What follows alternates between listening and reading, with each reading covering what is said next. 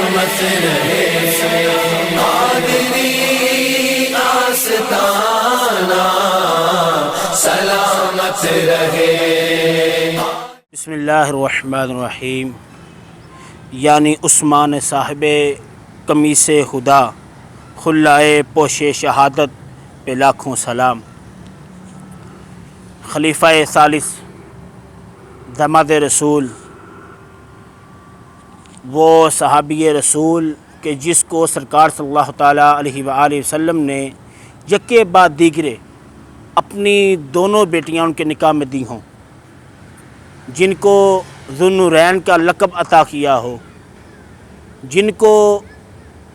دیکھ کر فرشتے ان سے حیا کرتے ہوں، اور اللہ رب العزت نے آپ کا مقام یہ رکھا ہو کہ آپ رضی اللہ تعالیٰ عنہ کو بغیر حساب کے جنت عطا کی ہو۔ اور ایسے صحابی جس نے اپنی زندگی میں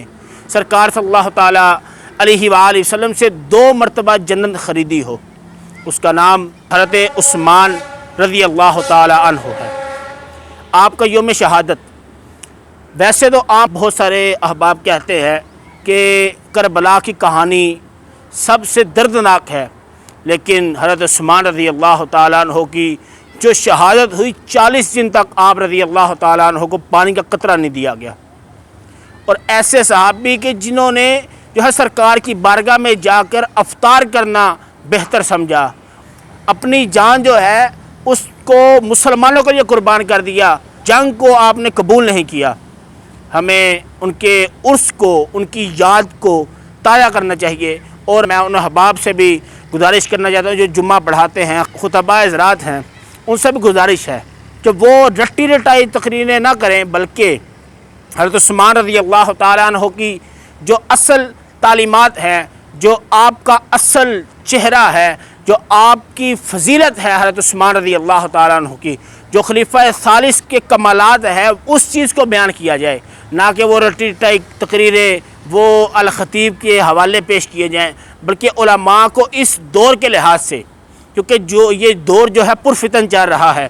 اس دور کے لحاظ سے ہمارے احباب کو چاہیے کہ حضرت عثمان رضی اللہ تعالیٰ عنہ کی سیرت کو اس طرح بیان کریں کہ آپ کے فضائل، آپ کے کمالات اور آپ کی خصائص کو عوام کے اندر پیش کیا جائے۔ رب تعالیٰ ہم سب کو عمل کرنے کی توفیق عطا فرمائے۔ اور حضرت عثمان رضی اللہ تعالیٰ عنہ کا 18 ذی الحجہ کو آپ کی شہادت کا دن ہے، اور آپ رضی اللہ تعالیٰ عنہ کا جو فیضان ہے وہ مجھ گناہگار کو اور تمام مسلمانوں کو عطا فرمائے۔ آمین بجاہ النبی الامین صلی اللہ تعالیٰ علیہ وآلہ وسلم۔